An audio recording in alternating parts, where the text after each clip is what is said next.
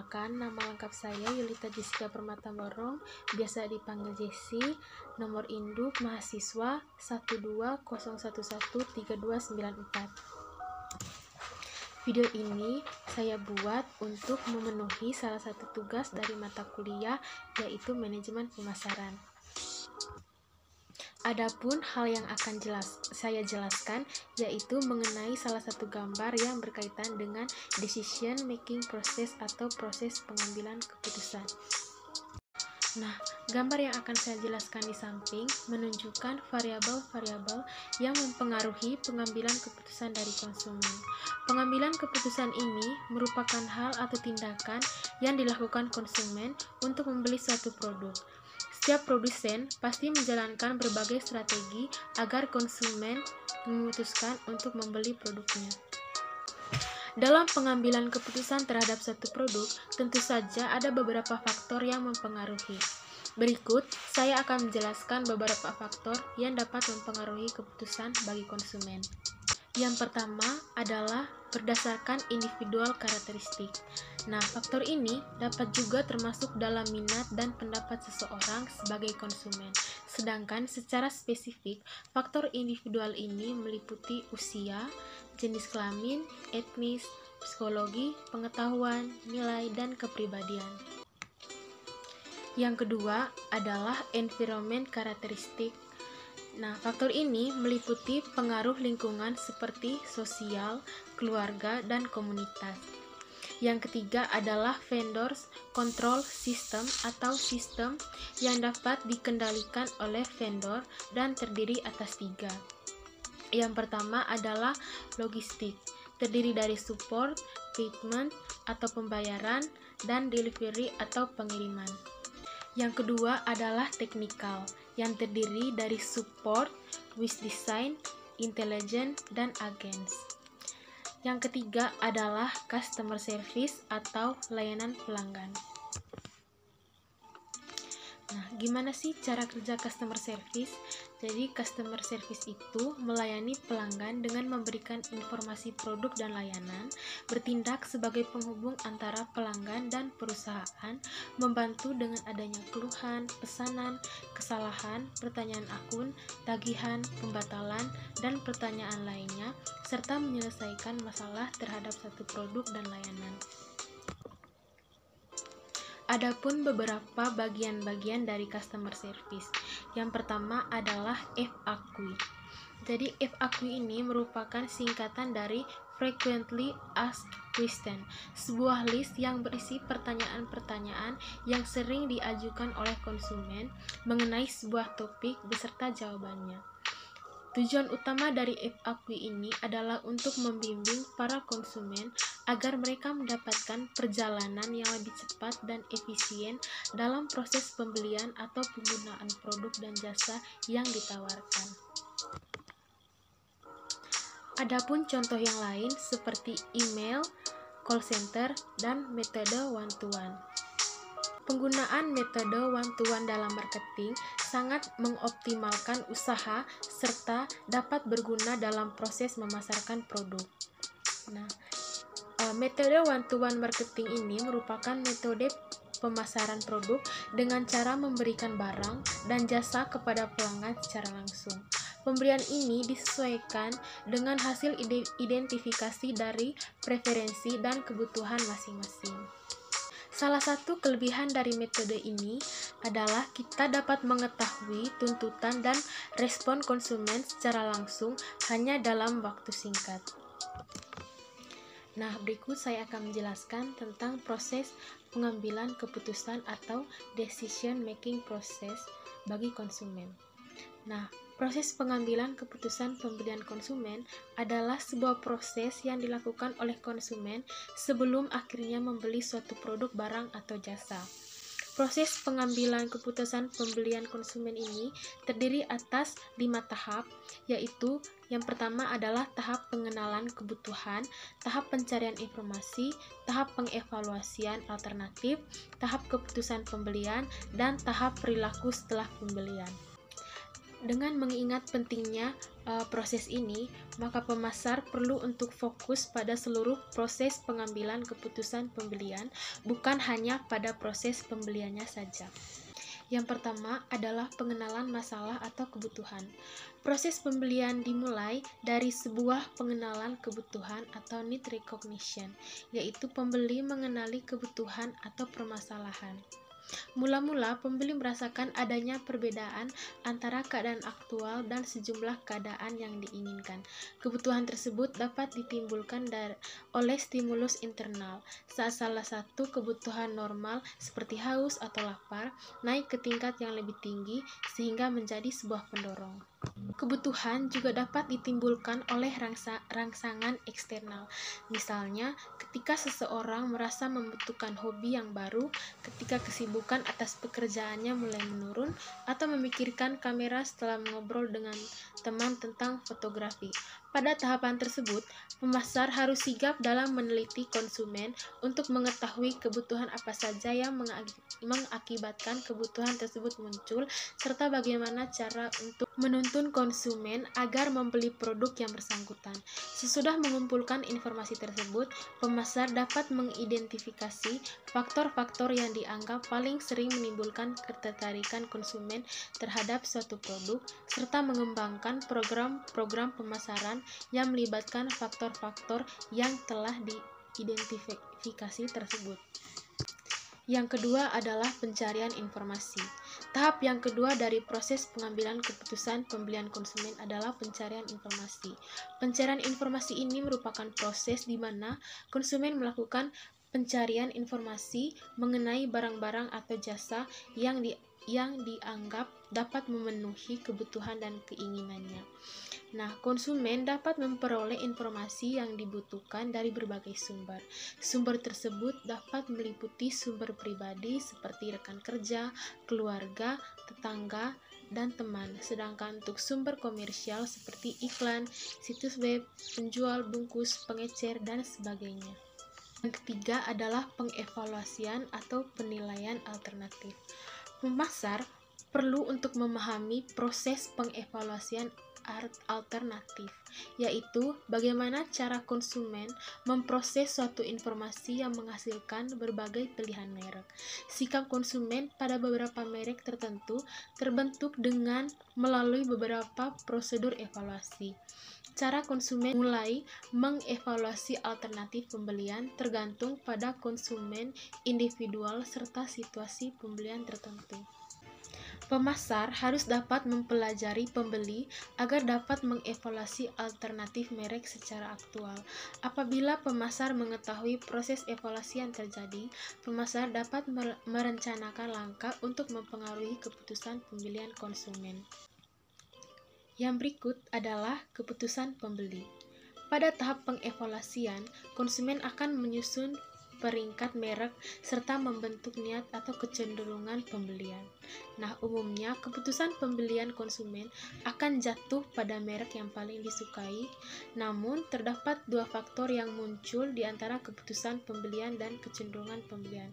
Faktor yang pertama adalah sikap orang lain, sedangkan faktor yang kedua adalah situasi tak terduga. Yang terakhir adalah perilaku setelah pembelian.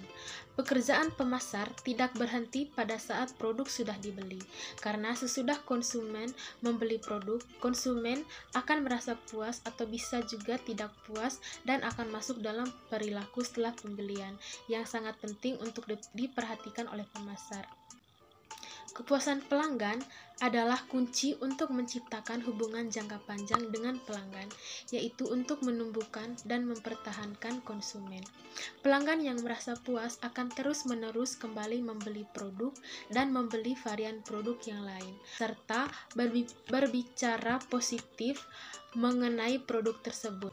Dengan menyenangkan hati konsumen, konsumen akan kembali membeli produk yang bersangkutan serta berbicara positif mengenai produk dan perusahaan. Berikut saya akan menjelaskan tentang stimuli atau stimulus. Sebelum lanjut, perlu kita mengetahui pengertian dari stimulus. Stimuli dalam marketing adalah setiap komunikasi atau hal-hal yang dilakukan atau didesain untuk dapat mempengaruhi konsumen. Nah, dalam marketing stimuli terdiri dari price, promotion, produk, dan quality atau kualitas, dan hal-hal lainnya berupa ekonomi, teknologi, politik, dan budaya. Hal pertama dari stimuli marketing yang akan saya jelaskan adalah harga atau price. Harga adalah suatu nilai tukar yang bisa disamakan dengan uang atau barang lain untuk manfaat yang diperoleh dari suatu barang atau jasa bagi seseorang atau kelompok pada waktu tertentu dan tempat tertentu. Istilah harga digunakan untuk memberikan nilai finansial pada suatu produk atau barang dan jasa. Yang kedua itu adalah promotion atau promosi. Menurut Wikipedia, promosi adalah mengiklankan suatu produk atau merek, menghasilkan penjualan, dan menciptakan loyalitas merek atau brand. Promosi mencakup metode komunikasi yang digunakan pemasar untuk memberikan informasi tentang produknya. Informasi tersebut bisa bersifat verbal dan visual. Nah, adapun tujuan-tujuan promosi adalah yang pertama, untuk menyebarluaskan informasi suatu produk kepada calon konsumen. Yang kedua, untuk mendapat konsumen baru dan untuk menjaga loyalitas konsumen tersebut. Yang ketiga, untuk menaikkan penjualan serta laba atau keuntungan. Yang keempat, membedakan dan mengunggulkan produknya dibandingkan dengan kompetitor. Dan yang terakhir, untuk merubah tingkah laku dan pendapat konsumen tentang suatu produk. Yang berikut adalah produk. Secara umum, produk merupakan segala sesuatu yang mampu dihasilkan dari proses produksi berupa barang atau jasa yang nantinya bisa diperjualbelikan. Produk adalah sesuatu yang dapat ditawarkan ke pasar untuk diperhatikan, dipakai, dimiliki, atau dikonsumsikan sehingga dapat memuaskan keinginan atau kebutuhan konsumen. Yang terakhir adalah kualitas, yang dimana kualitas ini adalah karakteristik dan fitur produk yang mempengaruhi kemampuan untuk memenuhi kebutuhan. Sedangkan kualitas produk atau produk quality adalah kemampuan suatu produk untuk melaksanakan fungsinya meliputi daya tahan, keandalan, ketepatan, kemudahan operasi, serta atribut bernilai lainnya. Dalam stimuli ini, adapun hal-hal lain yang mencakup ekonomi, teknologi, politik, dan budaya. Hasil dalam suatu proses membuat keputusan ini pada akhirnya bergantung pada keputusan konsumen itu sendiri, yaitu keputusan untuk membeli atau tidak terhadap suatu produk, apa yang harus dibeli, di mana, kapan, dan berapa banyak yang harus dibelanjakan, dan pada akhirnya melakukan pembelian ulang atau repeat purchases.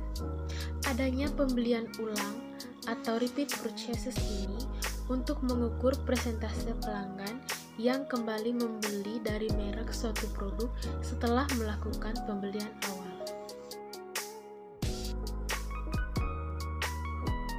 Berikut saya akan menjelaskan dan mengambil contoh merek dari sebuah produk, yaitu Indomie.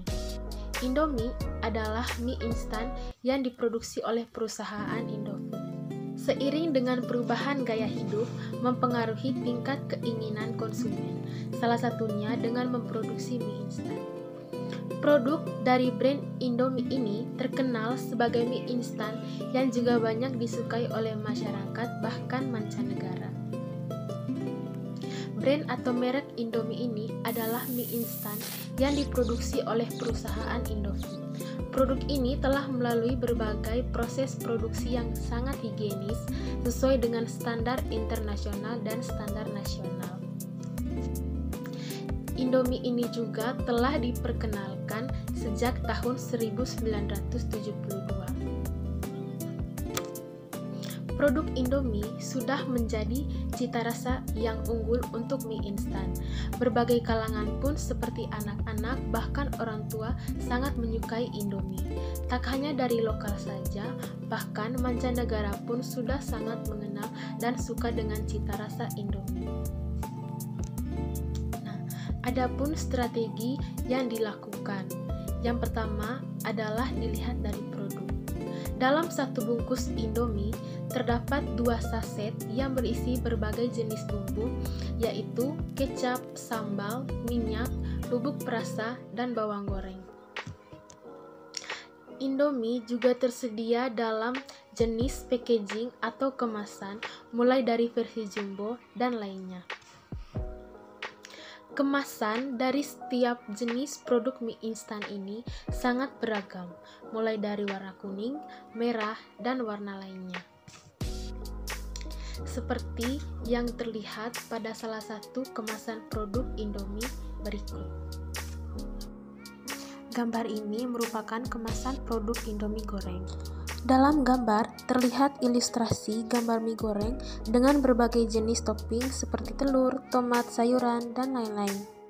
Pada pojok kiri atas menampilkan merek atau brand Indomie dan nama produk di bagian bawah yang ditulis dengan huruf cukup besar untuk bisa dibaca, dan di bawahnya ditulis keterangan perusahaan atau PT yang memproduksi. Nah, berikut menampilkan gambar pada bagian belakang kemasan Indomie. Pada bagian belakang kemasan ini terdapat 2 proses penyajian, yaitu yang pertama dengan cara penyajian biasa dan yang kedua dengan cara penyajian menggunakan microwave. Di sampingnya juga terdapat beberapa ilustrasi cara penyajiannya sehingga konsumen pun dapat lebih mengerti. Di sini juga terdapat langkah-langkah dalam proses pembuatan lengkap dengan takaran air dan keterangan waktu. Dalam kemasan ini juga tertera beberapa informasi mengenai nilai gizi. Jadi di sini konsumen juga dapat lebih mengetahui seberapa banyak kandungan yang terdapat dalam mie instan tersebut. Pada bagian kiri bawah juga kita bisa melihat terdapat komposisi dari setiap bahan seperti mie, bumbu, dan lain-lain. Pada bagian bawah pojok kanan juga terdapat tanggal produksi dan tanggal baik digunakan sebelum tanggal kadaluarsa atau tanggal expired. Hal tersebut juga bertujuan agar konsumen dapat mengetahui apakah produk mie instan tersebut layak dikonsumsi atau tidak. Strategi yang berikut adalah mengenai harga.